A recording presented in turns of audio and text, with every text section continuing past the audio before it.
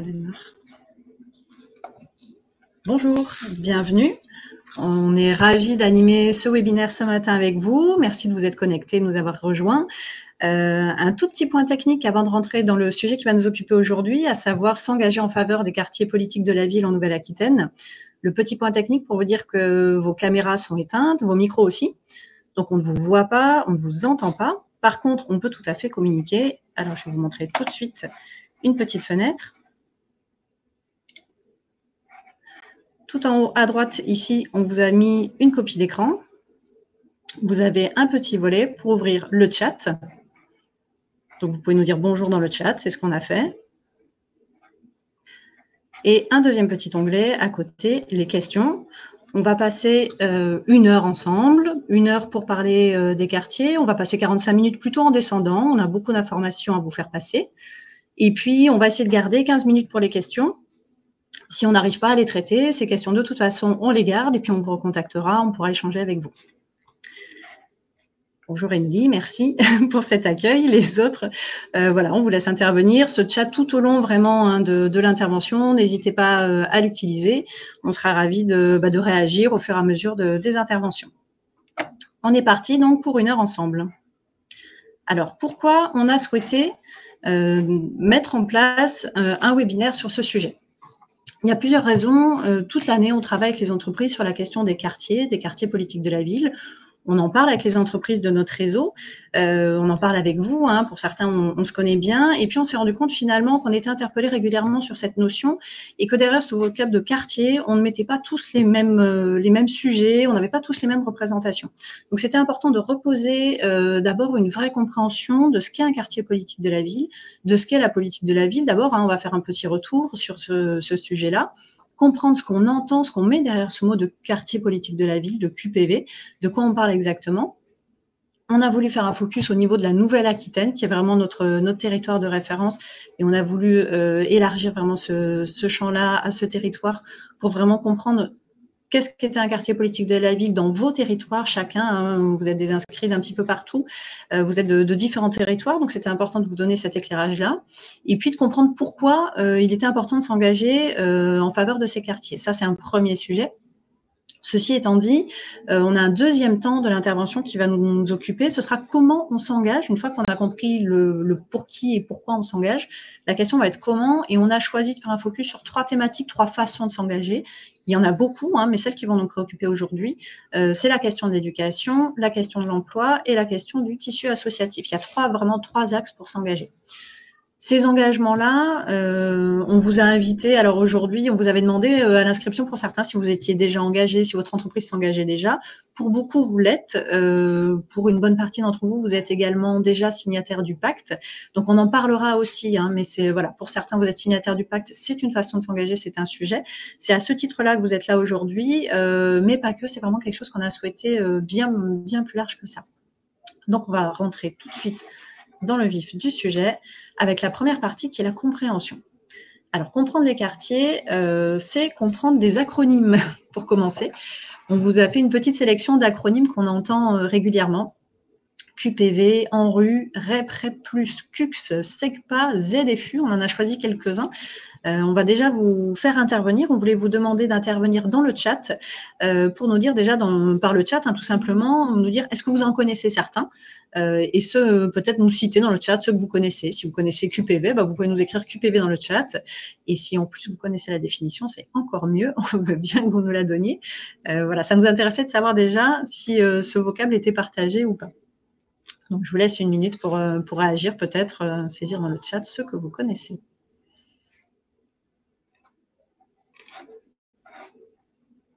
Ah, inconnus avec un S, donc tous inconnus. Ah, on en a quelques-uns qui apparaissent. On a les QPV, les quartiers politiques de la ville, c'est exactement ça. L'ANRU, l'Agence nationale de rénovation urbaine, exactement. Ce sont les 2 premiers. Alors, les autres n'apparaissent pas, les CUX, les REP+, les ZFU et les SECPA non plus. ANRU revient également. Effectivement, c'est constitutif hein, de la politique de la ville. C'est historiquement assez connu. Les QPV également. Bon, on voit qu'on a les 2 qui reviennent essentiellement. Alors, le reste, point d'interrogation. Alors, le reste, on y vient. Pour certains, sont vus, entendus, mais pas forcément maîtrisés. Alors, je vais vous les donner. Hein, les REP et les REP+ sont utilisés pour des collèges ou des écoles qui vont être situées dans ce qu'on appelle des réseaux d'éducation prioritaire ou des réseaux d'éducation prioritaire renforcés, ça va être plus. Les CUC, ce sont les contrats urbains de cohésion sociale. Les ZFU sont des zones franches urbaines. Et les SECPA, on est toujours dans du scolaire. Hein, on est sur des sections d'apprentissage spécifiques. Après, l'intérêt, c'est pas forcément un interrogatoire sur les acronymes. Il y en a beaucoup. On va en parler. Effectivement, on les a pas tous mis. Alors les CUC, ça n'existe plus. Je vois que dans le chat, on nous parle des ZEP. Effectivement, les ZEP ont été remplacés. Effectivement, les ZEP n'existent plus. Les US non plus. Peut-être que vous avez entendu parler des US. Donc voilà. Donc tout ça pour illustrer en fait que la politique de la ville, c'est un ensemble d'actions, de dispositifs, mais aussi tout ça dévié en acronyme, et c'est parfois un petit peu compliqué de s'y retrouver. Donc c'est des repères qu'on va essayer de vous donner aujourd'hui, certainement pas une liste de définitions d'acronymes, mais vraiment comprendre le contexte et le pourquoi. Donc c'est ça qui va nous occuper. Je vous propose qu'on avance tout de suite. Déjà, la politique de la ville, en quelques mots. La politique de la ville, alors, ce sont une ou des politiques d'État qui regroupent certaines actions et certains moyens en faveur de certains quartiers qu'on va appeler les quartiers politiques de la ville. Ces quartiers, ces actions, ces politiques visent à réduire les inégalités sociales qu'il peut y avoir entre les territoires, donc entre certains quartiers dits quartiers politiques de la ville et le reste du territoire. Ces politiques, ces actions, ces moyens développés le sont dans différents domaines d'intervention. Dans le secteur de l'emploi, c'est ce qui va nous occuper aujourd'hui, on va en parler, c'est un secteur clé, c'est vraiment le vrai levier sur lequel l'entreprise peut agir. Dans le secteur de l'éducation également, c'est très connecté et c'est très proche. Mais il y a aussi la culture, l'urbanisme, il y a énormément la santé, la qualité de vie dans un quartier, il y a énormément de la vie associative, sportive, il y a tout un tas de champs qui peuvent être couverts par la politique de la ville. Nous, on va vraiment se concentrer sur l'emploi, sur l'éducation aujourd'hui. Alors, un tout petit retour, un bref retour sur l'histoire pour comprendre pourquoi on en parle aujourd'hui et de quoi c'est né. Alors, la politique de la ville, c'est né dans les années 80. Dans les années 80, le terme politique de la ville est apparu. Il y a eu des évolutions essentiellement ces 20 dernières années. Donc les années 80, c'est un petit peu loin, on va passer tout de suite aux années 2000. En 2003, il y a quelque chose qui était assez marquant, c'est l'apparition du Programme national de rénovation urbaine, le PNRU, qui a vraiment mis l'accent sur la réhabilitation du bâti et donc a été créé l'ANRU, que certains ont pu citer, l'Agence nationale de la rénovation urbaine. En gros, au départ, la politique de la ville, c'était intervenir sur des quartiers, sur la rénovation de grands ensembles, de quartiers entiers. Donc, on était vraiment sur un axe urbanisme. Très vite, il est apparu que c'était insuffisant, même s'il y avait des progrès certains dans les conditions de vie des habitants de ces quartiers.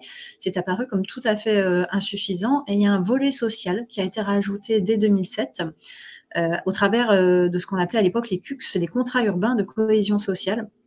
Donc là, vraiment, ce champ social a commencé à être vraiment creusé et développé. Et on passe tout de suite sur la toute dernière réforme qui nous intéresse aujourd'hui, celle de 2014, donc qui a été mise en œuvre depuis le 1er janvier 2015. Hein, donc ça fait 5 ans qu'on est sur cette réforme-là. Il y a une refonte complète de la géographie des quartiers prioritaires. Et en fait, cette refonte, elle est essentielle parce qu'elle a redéfini ce qu'était un quartier prioritaire sur la base d'un critère unique. Donc aujourd'hui, on a un seul critère pour définir, ou quasi un critère unique pour définir, pour circonscrire un quartier politique de la ville, c'est le revenu par foyer. Il y a un calcul qui est fait, on compare le revenu médian des habitants d'un territoire. Donc le revenu médian, c'est le revenu pour lequel la moitié des habitants gagnent moins et la moitié des habitants ont un revenu supérieur. C'est vraiment 50% d'un côté, 50% de l'autre. Donc, ce revenu médian des habitants d'un territoire, on le compare au revenu médian national et au revenu médian de son aire d'appartenance. On le compare à son environnement. Et on définit qu'en dessous d'un certain seuil, il y a un calcul qui permet de dire que si on a un revenu nettement plus bas par habitant que le revenu national et le revenu des habitants des quartiers environnants, ce quartier est considéré comme un quartier qu'on appelle maintenant politique de la ville. Donc, en clair, pour faire simple, un quartier politique de la ville, c'est un quartier dans lequel les habitants ont un revenu notablement plus bas que la moyenne de la population qui l'entoure. Donc, c'est caractérisé par la faiblesse des revenus, voire sont des quartiers qui peuvent par endroits constituer des poches de pauvreté importantes. En moyenne, les écarts entre les habitants des quartiers politiques de la ville et les habitants de leur environnement, de leur zone urbaine de référence, ça va entre 7 et 8 000 euros d'écart par personne. Donc, on est vraiment sur des écarts importants, avec bien sûr des variations importantes, là aussi, d'un quartier à un autre. Mais voilà, si on veut définir un quartier politique de la ville, c'est un quartier dans lequel les habitants ont un niveau de revenu plus faible que celui, notablement plus faible que celui de leur environnement. Alors, si on dit que ça, on pourrait s'intéresser uniquement à s'attacher à combattre les causes de cette pauvreté financière. Le fait est que les personnes qui habitent dans ces quartiers, ce sont des quartiers dans lesquels se côtoient d'autres fragilités, d'autres difficultés pour les habitants. Les fragilités, elles ne sont pas uniquement financières. On se rend compte qu'il y a d'autres indicateurs, donc on va y revenir et c'est en ça qu'on peut agir. Donc n'hésitez pas, hein, si besoin, le chat reste ouvert pour des questions. Si on spécifie un peu ces quartiers, on a quelques données générales qui peuvent nous intéresser pour spécifier ces quartiers. D'abord, on a un habitant sur 3 dans les QPV qui vit sous le seuil de pauvreté. Donc c'est considérable, hein. Un tiers des habitants, c'est un volume important. Ça tient à la définition même, hein, des QPV, puisque vous l'avez compris, c'est défini par le revenu. On a 1300 quartiers prioritaires de la politique de la ville en France métropolitaine, donc répartis sur l'ensemble du territoire, et ça représente 5 millions de Français qui vivent dans ces quartiers. Donc on n'est vraiment pas du tout sur quelque chose de négligeable ou d'anecdotique. 5 millions, c'est une part importante des Français qui vivent dans ces quartiers-là. On a énormément de chiffres, hein, de données, on vous donnera les sources évidemment. Et nous, on a choisi d'illustrer quelques chiffres qui ont trait aux inégalités entre les habitants des QPV et les autres habitants du territoire, qui ont trait à l'éducation et à l'emploi, qui sont vraiment nos sujets clés. Quelques chiffres, on aurait pu en choisir beaucoup, mais quelques chiffres qui nous semblaient parlants. 32% des jeunes résidents en QPV n'ont aucun diplôme. Donc, on sait que c'est un vrai frein. Le diplôme reste un rempart, hein, contre le chômage. Là, en l'occurrence, un tiers qui ne sont pas diplômés. 42% de chômage chez les moins de 25 ans issus des QPV. Donc, on est sur des taux de chômage, là aussi, c'est près d'un jeune sur 2 qui est au chômage, hein, sur les moins de 25 ans. Et puis, autre barrière, on se rend compte que même à CV équivalent, même diplôme, même parcours professionnel, un candidat issu des QPV a entre 3 et 6 fois moins de chances d'obtenir un entretien, selon les testings, hein, mais des testings sont effectués régulièrement, certains en ont été effectués récemment, et on se rend compte là aussi qu'il y a des freins, il y a un vrai sujet. Alors, une fois de plus, ces freins-là, ils ont trait à des discriminations à l'adresse possiblement, mais on a aussi d'autres facteurs qui se croisent parce que, comme on l'a dit, il y a d'autres fragilités aussi qui apparaissent dans les QPV. On l'a dit, un niveau de revenu plus bas, mais aussi un plus faible niveau de réussite scolaire. La réussite éducative est moindre en QPV. Quand on compare le niveau des élèves à l'entrée en 6e, le niveau est plus faible. Le niveau de diplôme est également notamment plus faible. Le taux d'emploi est plus faible dans les QPV. Pour les personnes qui sont en emploi, on a également un taux d'emploi précaire qui est bien plus important. Le chômage des femmes en particulier est plus important, etc., etc. Donc, on pourrait multiplier les critères et on voit que donc, ce sont des quartiers, des territoires qui multiplient les fragilités sur lesquelles l'entreprise, vous allez pouvoir avoir une action.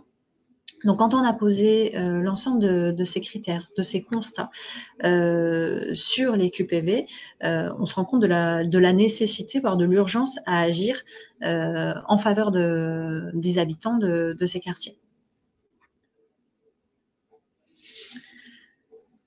Alors, une fois qu'on les a définis, où se trouvent-ils? Alors, on vous a mis une carte de la Nouvelle-Aquitaine. Cette carte, vous allez pouvoir la retrouver dans des liens qu'on vous enverra à l'issue de ce webinaire.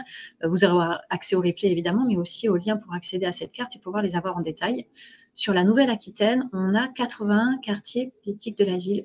Je vous ai dit que c'était 1300 au niveau national. Donc, vous voyez, c'est relativement peu. On est sur un territoire qui concentre assez peu de quartiers politiques de la ville. En Ile-de-France, par exemple, il y a une concentration beaucoup plus importante. Ça concerne tout de même 210 000 habitants. Ces 210 000 habitants, ils représentent 4% de la population régionale. En moyenne, ces quartiers sont un peu plus petits que sur le reste du territoire. C'est-à-dire qu'en moyenne, on est à 2600 habitants par quartier. En France, la moyenne, c'est 3800. Donc, on est plus facilement sur des grands ensembles. On a 26 unités urbaines concernées. Les 4 principales, sans surprise, sont Bordeaux, avec 21 sur ces 80 quartiers et un tiers de la population régionale. Donc ça, c'est réellement sans surprise. Et puis viennent ensuite Limoges, Angoulême et Poitiers. Ce sont vraiment les 4 territoires sur lesquels les QPV sont plus présents. Toutefois, il y a un point important, c'est que finalement, on a aussi des unités urbaines de bien plus petite taille, comme Villeneuve-sur-Lot ou Tonneins, qui sont rentrées avec la réforme de la géographie de la politique de la ville, qui sont rentrées dans cette liste des QPV. Finalement, avant, quand on disait quartier dans le langage courant, c'est ce qu'on a appelé à un moment les banlieues, ce qu'on a appelé à un moment les cités. Il y a tout un vocabulaire finalement qui évolue, on change de terminologie, mais à chaque fois dans l'imaginaire populaire, ça désignait plutôt des grands ensembles en périphérie urbaine plutôt de grosses agglomérations.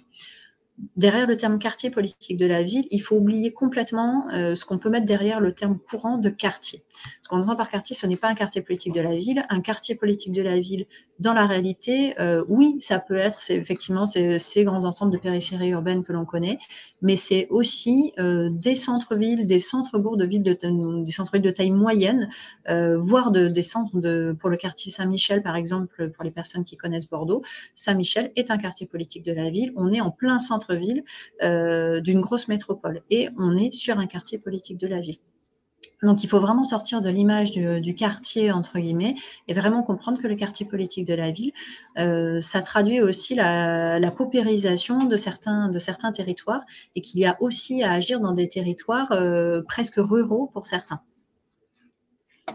Donc cette carte, vous la retrouverez. Voilà, pour ceux qui sont un peu plus loin, je suis désolée, je ne peux pas vous donner la liste. La question que vous posez peut-être, c'est à côté de chez moi, quels sont les quartiers, quels territoires sont considérés en quartier politique de la ville ou non. Vous aurez cette liste-là et vous pourrez aller identifier très précisément ce qui est considéré comme quartier politique de la ville ou non à côté de chez vous.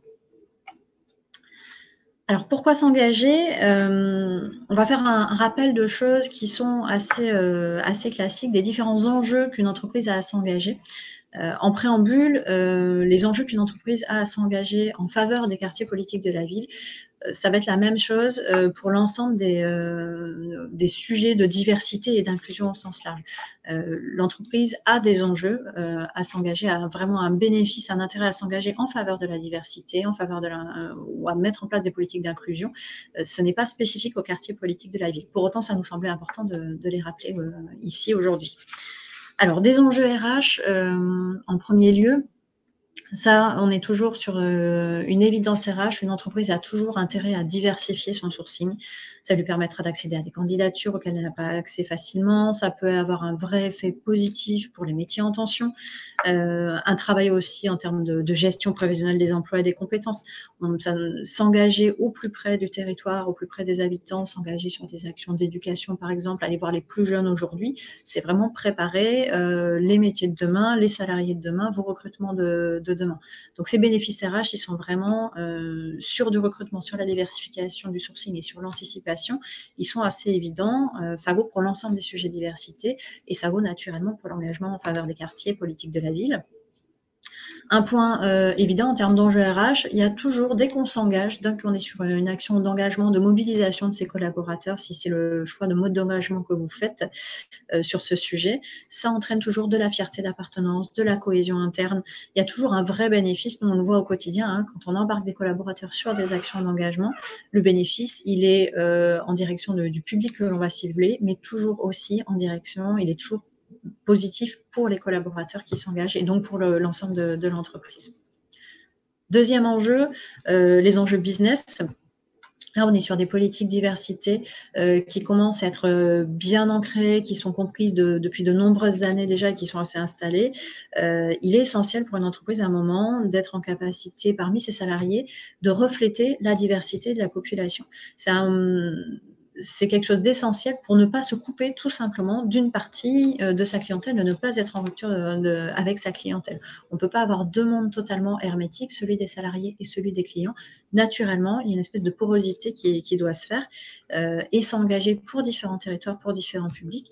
Naturellement, ça va favoriser cette diversité.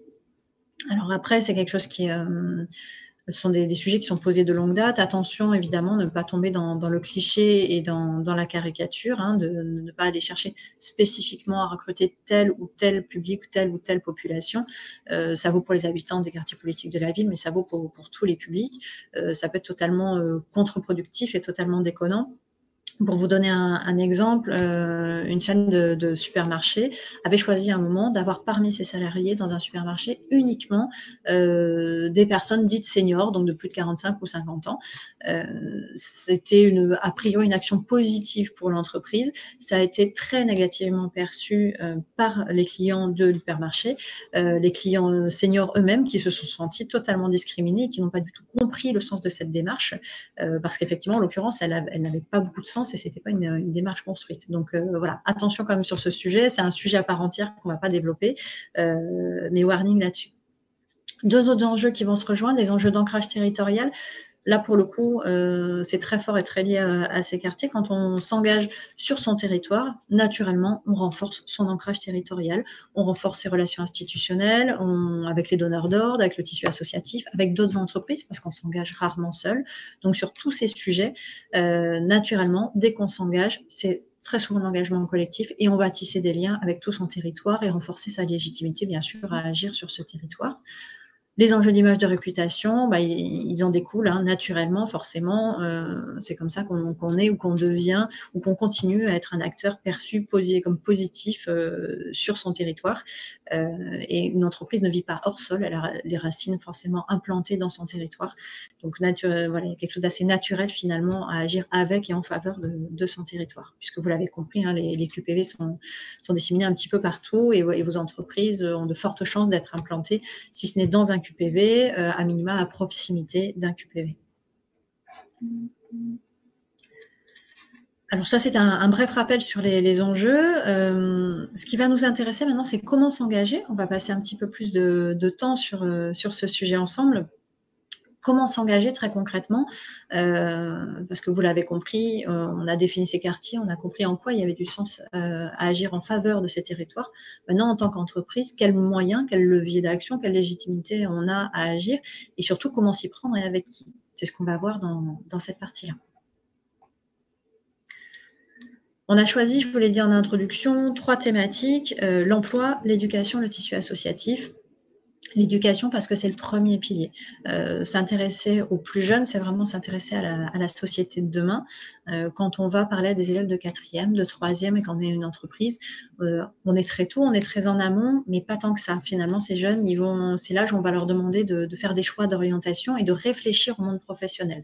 Donc, on est vraiment au tout début de la relation de ces jeunes-là à l'entreprise qu'ils vont côtoyer pendant une quarantaine d'années. C'est leur premier pas dans le monde de l'entreprise qu'ils ne quitteront pas pour certains pendant longtemps. L'emploi, naturellement, c'est quelque chose qui est clé et particulièrement en ce moment, avec la crise actuelle, forcément, ça se renforce. Donc, il y a un focus important à mettre sur ce sujet-là. Et puis, comment on s'engage auprès du tissu associatif, ça nous semble important d'avoir ce focus-là également. Parce que en tant qu'entreprise, on n'est pas toujours en prise directe avec un territoire, avec les acteurs du territoire. Et c'est le tissu associatif souvent qui va faire ce lien. Alors, premier pilier, celui de l'éducation. L'éducation, alors pour certains, vous connaissez déjà ce stage. Je sais que certains déposent leurs offres sur ce site. La première action qu'on peut faire, c'est d'accueillir des élèves en stage de 3e. Et pour ça, on a une plateforme dédiée qui s'appelle monstagedetroisième.fr. Pourquoi c'est essentiel? Parce que je vous l'ai dit, c'est le premier contact avec l'entreprise. Quand on est un élève de 3e, on est sommé par ses professeurs, par sa famille, d'aller faire un stage, avec parfois une certaine pression sur l'enjeu de ce stage. Ils peuvent avoir l'impression, ces élèves, que ça va déterminer toute leur vie professionnelle. Alors, c'est pas complètement vrai, c'est même totalement faux d'ailleurs, et heureusement. Mais par contre, ça peut être un vrai déclencheur positif ou au contraire une vraie expérience douloureuse. On sait que pour les élèves de 3e, très souvent, ces élèves se retrouvent à faire un stage dans l'entreprise de papa, maman, tati, tonton. C'est vraiment l'entourage familial très proche qui est le premier levier pour trouver un stage. On a vu, hein, on l'a dit, le taux de chômage est 2 fois plus important dans les QPV que dans les autres territoires. Je le dis également, quand les personnes sont en emploi, on est souvent sur l'emploi précaire, de l'intérim, du CDD. Donc ça veut dire clairement la cellule familiale des enfants en QPV est bien moins propice pour trouver un lieu de stage. Donc déjà, on est sur des élèves qui ont plus de difficultés, qui ont moins de représentation d'entreprise, puisque moins de personnes et moins d'adultes qui travaillent autour d'eux, et moins de facilité d'accès à l'entreprise. Donc on se retrouve avec des enfants, parce qu'ils ont 14-15 ans, hein, on est sur des tout petits, qui se retrouvent avoir déjà des portes qui se ferment. Ça peut être la première expérience négative de l'entreprise. Et au contraire, c'est très facile de faire basculer ce stage-là, ce moment-là, en une expérience extrêmement positive. Donc, il y a une plateforme qui existe, qui s'appelle monstagedetroisième.fr, qui existe depuis peu. Et cette plateforme, elle est réservée aux élèves des réseaux d'éducation prioritaire, les fameux REP et REP+. Donc, l'idée, c'est pas de vous embêter à savoir exactement ce qu'est un collège REP, REP+, etc., où ils sont. On pourra creuser ensemble, hein, voilà, vous pouvez revenir vers nous. Il vous suffit tout simplement, finalement, d'aller sur cette plateforme-là. Cette plateforme permet de déposer vos offres et de les rendre accessibles aux élèves de ces établissements. C'est vraiment une passerelle, un lien direct qui est fait. Pour vous donner un exemple de réussite, la première année, l'année du lancement de cette plateforme, on a un élève d'un collège d'un quartier de Lormont, en banlieue bordelaise, qui s'est retrouvé à faire un stage au cabinet du Premier ministre à Paris. Cet élève-là, il n'aurait jamais eu accès à ces stages-là, à un stage comme celui-là, s'il s'était contenté d'aller chercher des stages dans son entourage familial. Donc ça peut être vraiment un déclencheur, et on peut gager que cet élève se souvienne quand même toute sa vie de ce stage. Donc vraiment, voilà, c'est un sujet qui nous tient à cœur, qui nous semble essentiel, parce que c'est la porte d'entrée. C'est vraiment la porte d'entrée dans le monde professionnel. Donc, vous pouvez accueillir des élèves en stage de 3e. Vous pouvez aussi accueillir des élèves un peu plus grands, des élèves de lycée en stage, pour ceux qui préparent un diplôme par la voie professionnelle. Tous les élèves qui préparent un bac pro. Un bac pro, ça se prépare en 3 ans, et dès la seconde, les élèves doivent faire plusieurs semaines de stage. Plusieurs semaines de stage en seconde, plusieurs semaines en première, plusieurs semaines en terminale. Donc, ils se retrouvent à avoir en temps cumulé énormément de stages à trouver, donc une expérience professionnelle extrêmement riche. Sauf que là aussi, ce sont des stages qui sont plus difficiles. Forcément, ils sont encore jeunes, ils ont peu de réseau, peu de pratique de l'entreprise, donc ces stages sont durs pour eux à trouver. Et on se retrouve là aussi avec une inégalité de chance d'accès à ces stages-là, qui sont pourtant déterminants pour leur insertion professionnelle à l'issue de leur diplôme, mais déjà déterminants pour obtenir leur diplôme. C'est-à-dire que s'ils ne valident pas leur stage, ils n'ont pas le diplôme. Et là aussi, on constate des grandes difficultés et des difficultés plus importantes, une fois de plus, pour les élèves dont les parents n'ont pas de réseau ou moins de réseau à accéder à ces stages-là. Donc, il y a un vrai enjeu là-dessus. Une plateforme va être ouverte à la rentrée. Une plateforme est attendue dans la continuité de la plateforme monstagedetroisième.fr. Une plateforme sur les stages professionnels va être ouverte à la rentrée. Donc, on vous tiendra informé. Hein, c'est des informations qu'on vous communiquera. On viendra vers vous pour vous en parler. 3e point, faire découvrir mes métiers. Faire découvrir mon entreprise. C'est essentiel là aussi d'aller amener la parole de l'entreprise. On peut amener la parole de l'entreprise dans le collège. On peut accueillir en stage, bien sûr, mais on peut aussi aller en collège, en lycée, en université. On peut amener cette parole-là en venant faire des témoignages, des interventions thématiques en classe. C'est ce qu'on a pu noter. Nous, c'est des choses qu'on propose, par exemple, toute l'année, des modules de découverte de l'entreprise, des modules sur la mixité des métiers aussi, là aussi pour ouvrir le champ des possibles et que les élèves ne se ferment pas, n'aient pas de possibilité de porte fermée sur leur parcours professionnel. On a mis un autre exemple. Alors, les deux, ce ne sont que des exemples, hein, c'est ce qu'on pratique, mais c'est vraiment faire découvrir ces métiers, c'est essentiel à tout âge et on peut le faire dans plein de contextes. Nous, on le fait également sur l'ensemble du territoire de la Nouvelle-Aquitaine avec un programme qui s'appelle Innov Avenir, qui se veut être un révélateur d'horizons numériques. Dans ce programme-là, il y a il y a différents modules, différentes actions qui sont conçues, qui sont prêtes à déployer pour faire le lien entre les élèves de collège, de lycée et les jeunes adultes également, et les entreprises, pour faire se rencontrer ces deux univers, avec toujours la question du numérique et du digital au cœur de ces modules et de ces actions. Voilà, donc je ne vais pas rentrer dans ce détail-là, mais ce sont des actions qu'on déploie sur l'ensemble de la Nouvelle-Aquitaine pour vraiment faire ce lien.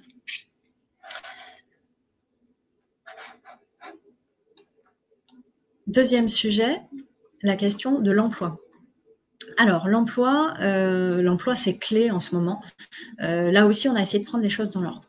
L'emploi devient crucial, hein, et particulièrement en ce moment. La première chose qu'on peut faire, même si son entreprise ne recrute pas, on peut parrainer des personnes en recherche d'emploi, des jeunes ou des moins jeunes en recherche d'emploi. On peut accompagner des personnes en recherche d'emploi, accompagner par différentes actions, recevoir en entretien ou faire des interventions là aussi pour parler de ses métiers, parler de son entreprise. Ça peut se faire une fois en one shot sur vraiment une information. Ça peut se faire au long cours quand on est sur du parrainage, où là on va prendre sous son aile une personne avec laquelle on va avoir un suivi, un accompagnement régulier. Et vraiment, quelle que soit sa fonction dans l'entreprise, on a toujours effectivement un petit quelque chose à amener à une personne en recherche d'emploi, voire un grand quelque chose. Et on sait que ces process, finalement, quand on arrive sans offre d'emploi, à la fin de ces dispositifs, on a des taux de retour à l'emploi qui sont extrêmement importants. Je vous ai mis quelques exemples alors d'acteurs qui sont présents sur le territoire, sur la Nouvelle-Aquitaine, hein, au sens large, sur différents sites. Là aussi, on pourra rentrer dans le détail. Je vous ai mis le premier exemple qui est celui du Crépi. Alors, on a le Crépi Gironde qui est là aujourd'hui, Caroline Danet qui co-anime le pacte, hein, avec nous. On co-anime ce dispositif ensemble. Et le Crépi, dans le cadre de ce dispositif, propose des actions de parrainage donc, qui sont ouvertes, hein, sur lesquelles vous pouvez vous positionner, propose des interventions auprès de demandeurs d'emploi régulières toute l'année. Donc là aussi, il ne faut pas hésiter de votre côté à faire ce lien, à vous rapprocher. On peut faire le lien pour vous engager, pour en savoir plus déjà dans un premier temps et vous engager sur ces questions. Un autre dispositif, un autre exemple, c'est 100 chances, 100 emplois. C'est un dispositif qui est porté par Schneider Electric au niveau national, qui a été initié en fait par Schneider Electric et qui est déployé sur différents territoires. Et en Nouvelle-Aquitaine, vous avez là aussi différents territoires sur lesquels ce dispositif existe. Et vous avez donc des personnes avec moi qui sont présentes aujourd'hui aussi qui peuvent répondre à vos questions et échanger avec vous sur ce sujet.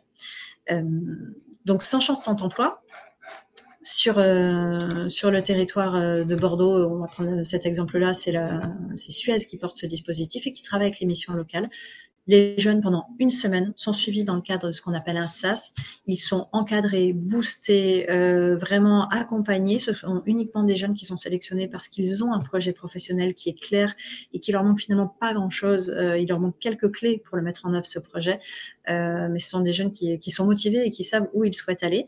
Et tout simplement, ce dispositif leur permet d'accéder à un réseau d'entreprises. En tant qu'entreprise, si vous rejoignez ce dispositif, eh bien, vous êtes un maillon, un rouage, une des clés un des leviers qui va leur permettre d'accéder à l'emploi. Là aussi, en collectif, hein, il y a un collectif d'entreprises qui les accompagne par du coaching, par du conseil bienveillant et qui finalement les prennent sous leur aile pour les accompagner dans ces dispositifs-là.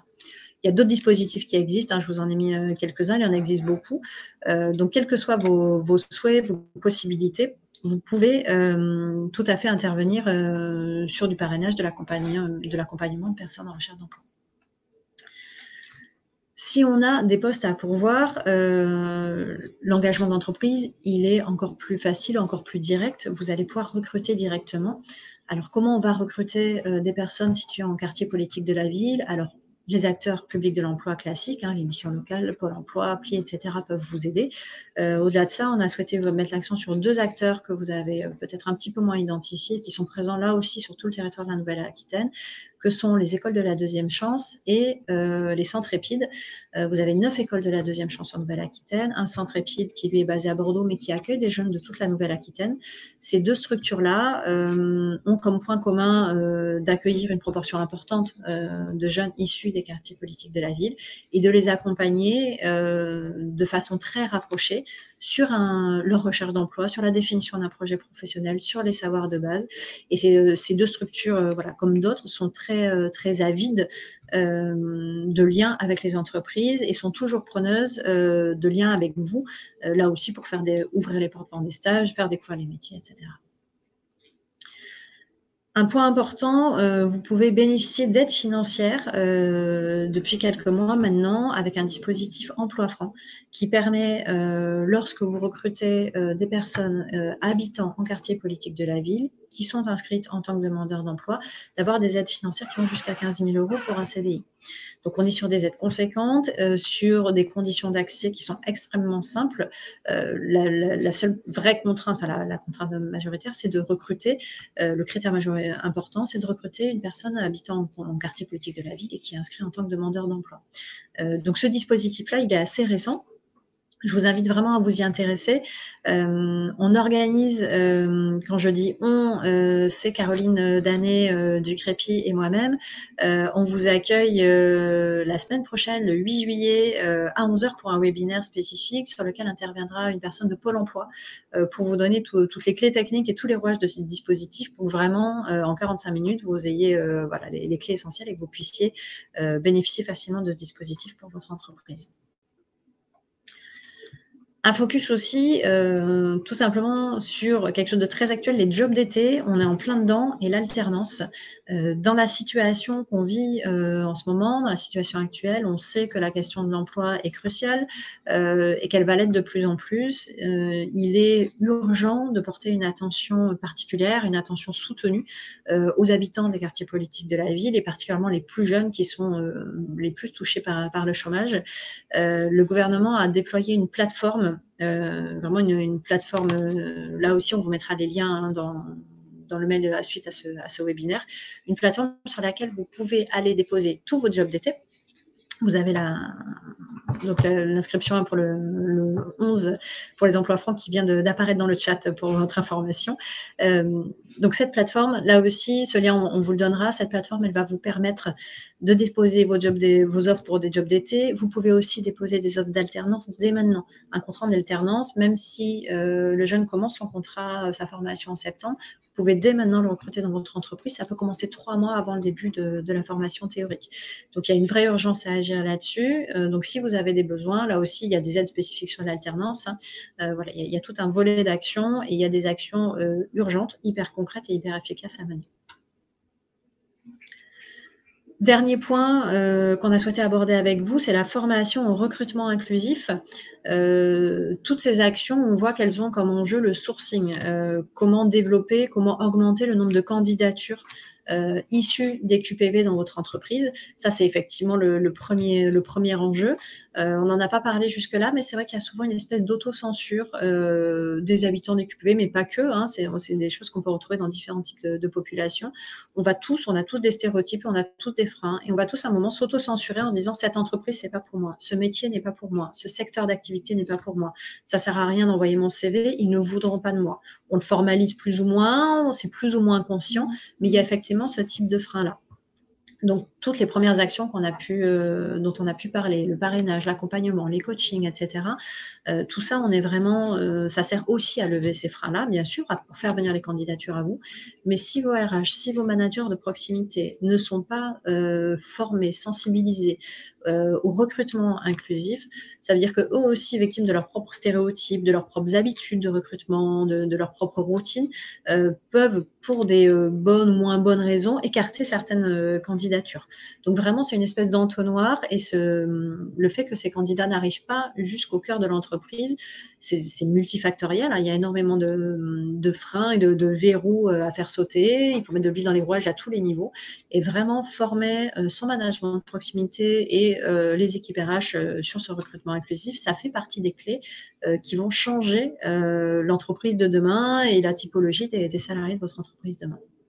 Donc vraiment, ça, c'est un point essentiel. On continue de dérouler avec le troisième volet qui nous semblait important. On peut s'engager en faveur de l'éducation pour les plus jeunes. On peut s'engager pour l'emploi, en faveur de l'emploi pour les plus âgés, hein, là aussi les moins de 25 ans, mais même au-delà. Une fois de plus, on vous a parlé de différents acteurs.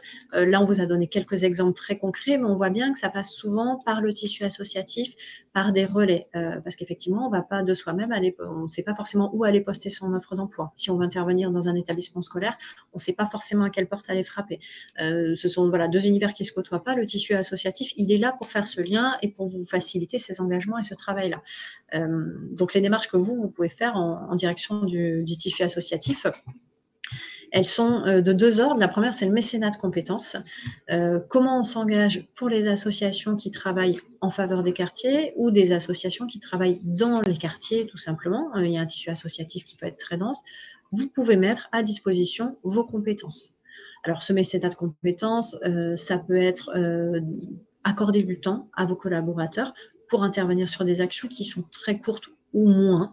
Ça peut être 2 heures, donner de son temps. Quand vous avez une petite horloge, vous pouvez donner 2 heures de votre temps pour aller parler de votre métier, pour aller faire découvrir votre métier. Ça, c'est du mécénat de compétences, mais vous y passez 2 heures. Vous pouvez aussi développer vraiment, accompagner et outiller une association. Si vous avez des compétences informatiques, si c'est votre métier, si c'est votre cœur d'activité, vous pouvez accorder une mission de 2 mois, 4 mois, 6 mois pour aller développer un logiciel de gestion, que sais-je, un outil, une plateforme, un site web pour une association qui n'aura pas les moyens de payer ce service. Donc, il y a vraiment ce lien-là qui peut se faire en temps ou en compétences. Ce mécénat, il peut être également financier. On a choisi 2 exemples, il y en aurait 1000, hein, mais on peut aider financièrement le tissu associatif. 2 façons de faire. Une façon qui est tout à fait directe, c'est ce qu'a choisi, par exemple, de faire le groupe BNP Paribas depuis plusieurs années maintenant. Ça ferait de nombreuses années que le groupe BNP Paribas, avec sa fondation, a lancé le projet banlieue. Ce qu'ils ont appelé le projet banlieue, c'est un appel à projet qui est renouvelé régulièrement. Là, il y a un appel à projet 2020 où sur cet appel à projet, il y a certains critères, bien sûr, pour postuler. Les associations des quartiers politiques de la ville vont pouvoir solliciter BNP Paribas pour être appuyés sur leur projet. Il y a des grands axes qui sont choisis. L'entrepreneuriat, on ne vous en a pas parlé aujourd'hui, mais c'est soutenir, engager l'entrepreneuriat dans les QPV. C'est un moyen d'action également fort possible pour les entreprises. C'est ce que fait par exemple le groupe BNP Paribas par ce projet banlieue qui est porté depuis plusieurs années maintenant. Alors, vous me direz, ça demande des moyens, un engagement fort en son nom propre et souvent le soutien d'une fondation. Il y a d'autres moyens de s'engager quand on est une bien plus petite structure ou quand on fait un choix de modalités d'engagement différents. On a pris un exemple territorial, en l'occurrence un fonds de dotation qui s'appelle Bordeaux Mécène Solidaire. Ce fonds de dotation, lui, identifie les projets sur les quartiers qui en ont le plus besoin et sur les publics qui en ont le plus besoin. Et c'est Bordeaux Mécène Solidaire qui identifie les quartiers. Et vous, entreprise, vous pouvez tout simplement soutenir financièrement Bordeaux Mécène Solidaire via ces appels à projets, via ces appels à contribution. Et c'est eux qui vont vraiment accompagner, mettre en œuvre, faire toute l'ingénierie pour accompagner ces projets sur le territoire. Donc ces 2 choses sont vraiment voilà, deux moyens qui vont du plus conséquent au plus facile d'action quand on est sur du mécénat, quand on choisit d'aller sur du mécénat financier. Donc, une fois qu'on a déployé ces 3 modes d'action, il y aurait plein de choses à faire. Hein. Voilà, on pourrait en redévelopper, mais ce sont 3 axes importants. On a effectivement la direction de l'innovation sociale via la Maison pour Bondir qui nous apparaît dans le chat. Effectivement, il y a des programmes, il y a des soutiens à l'entrepreneuriat qui sont portés par le groupe Suez, tout simplement. Et là, c'est pareil, c'est Suez qui agit en nom propre et qui accompagne des projets d'entrepreneuriat avec un focus quartier très fort. Voilà, donc c'est un exemple de plus. Donc, merci Renaud d'avoir soulevé ce point-là.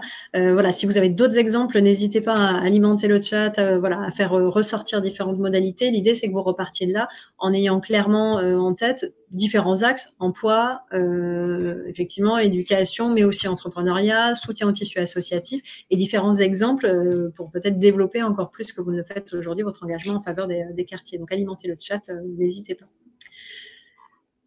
Un dernier point, on peut formaliser son engagement. C'est ce qu'on va finir là-dessus avant d'aller peut-être sur des questions ou des échanges.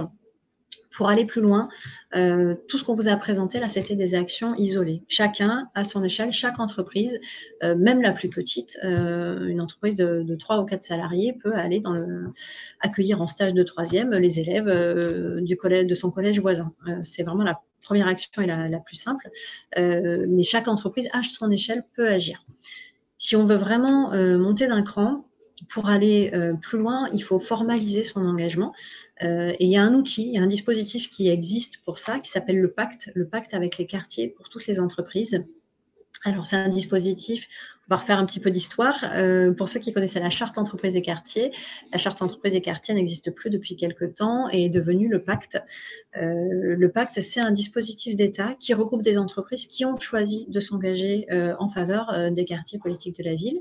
Et le principe, c'est simple, c'est de s'engager, de rédiger, de passer une convention avec l'État. On rédige une convention personnalisée et dans cette convention, on rédige ses propres engagements. C'est pas un texte unique qu'on va choisir, c'est chacun choisit à son échelle, à sa mesure, ce qu'il va être en capacité de faire et ce qu'il souhaite mener à bien comme engagement en faveur des QPV. Ces engagements, ils sont répartis en 4 axes. Je ne vais pas forcément vous les développer en détail, parce qu'ils reprennent finalement ce qu'on a pu se dire tout au long de cette heure. Un premier axe qui est sur la sensibilisation, on va retrouver accueillir l'accueil d'élèves en stage, par exemple, favoriser la découverte des métiers. C'est la première brique de sensibilisation. Dans l'axe formé, on va avoir un accent important qui est mis sur l'apprentissage. Donc, je vous renvoie à la plateforme de mobilisation qui a été mise en place dans le plan quartier d'été qui vient juste de sortir. Il y a un axe très très fort qui est poussé sur l'apprentissage parce que c'est une vraie clé d'insertion professionnelle. Ça nous amène à l'axe suivant qui est recruter naturellement et qui est effectivement la clé, c'est la clé de tout l'emploi. Donc on invite là aussi à recruter dans les QPV, à former ces équipes en interne, à agir vraiment très concrètement en interne et externe pour développer ce recrutement.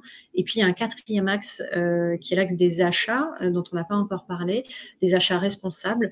On peut s'engager aussi à soutenir l'entrepreneuriat, l'emploi dans les QPV en menant une politique d'achat inclusif et d'achat responsable.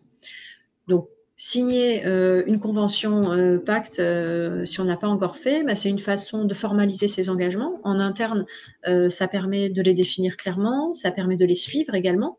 Quand on suit, quand on écrit ses objectifs et quand on a des bilans qui sont faits régulièrement, ça nous oblige à les suivre, à les formaliser et ça facilite surtout cette mise en œuvre, ça facilite cette valorisation parce que souvent les entreprises se rendent compte que ce n'était pas écrit mais qu'elles faisaient déjà beaucoup de choses. Donc ça, c'est vraiment le bénéfice interne, au-delà du bénéfice pour les QPV, bien sûr. Mais on n'est pas seul, on est sur un collectif dans chaque territoire. Je vous ai mis une carte avec la Nouvelle-Aquitaine et les différents lieux où sont portées ces chartes entreprises et quartiers dans les différents territoires.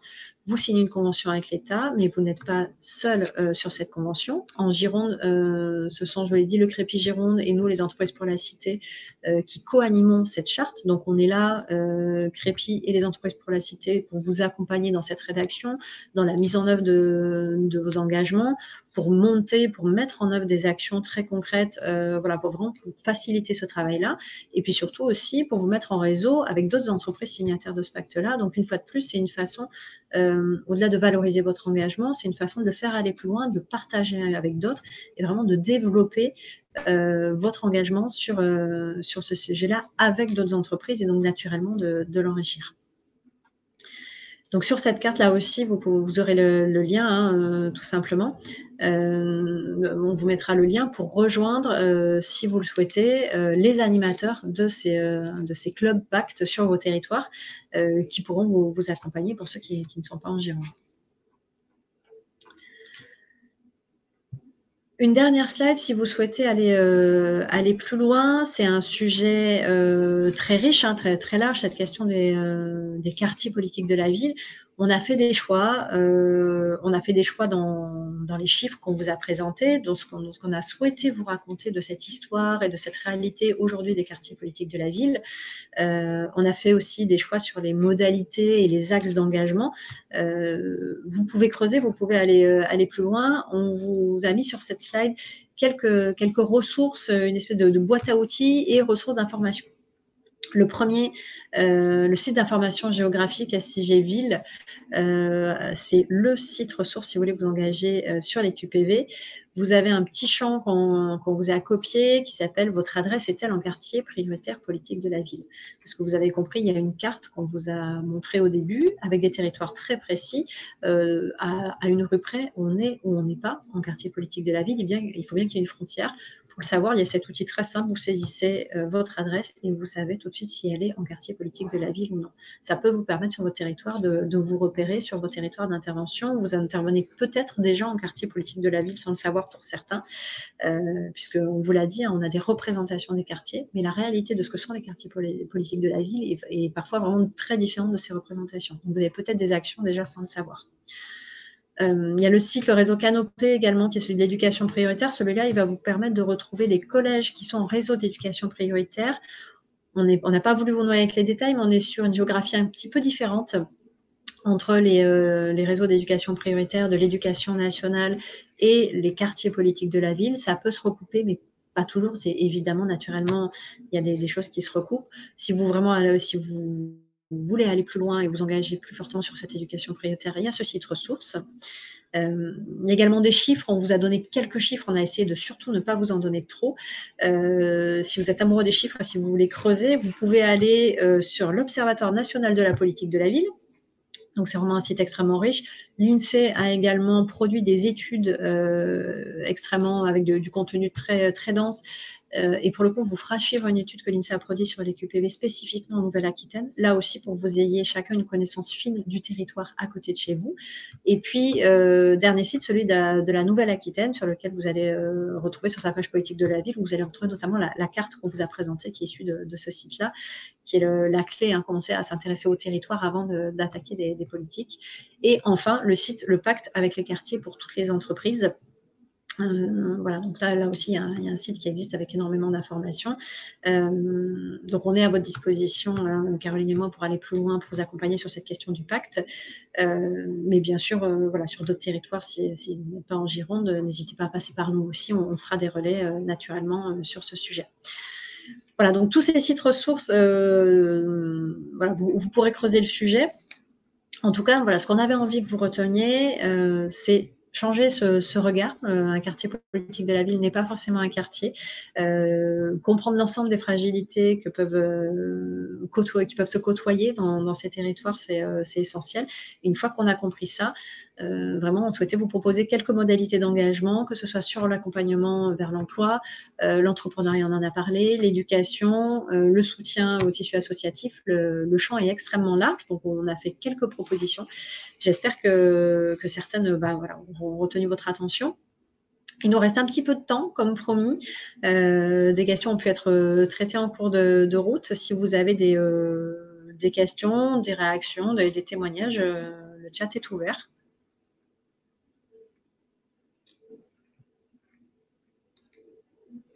Je vois qu'il y a des liens, des mises en relation, des demandes de mise en relation qui sont faites et qui seront faites. C'est vraiment l'objectif. Donc, on fera ces liens-là. On peut également vous dire que cette intervention est disponible en replay si vous voulez revoir effectivement certains axes, certains sujets, certains partenariats. Voilà, n'hésitez pas. On est disponible également. Si vous n'avez plus de questions, de réactions, moi je vais en avoir une dernière, c'est de vous remercier pour votre présence, pour votre attention, pour votre participation sur le chat. Grand merci à vous. Rendez-vous le 8 juillet pour ceux qui veulent aller plus loin, c'est toujours sur cette question d'engagement avec les emplois francs, sur d'autres dates pour les autres. Et en tout cas, on est à votre écoute pour l'ensemble de vos questions et de vos souhaits d'action sur ces sujets-là. Merci beaucoup, très belle journée et à bientôt.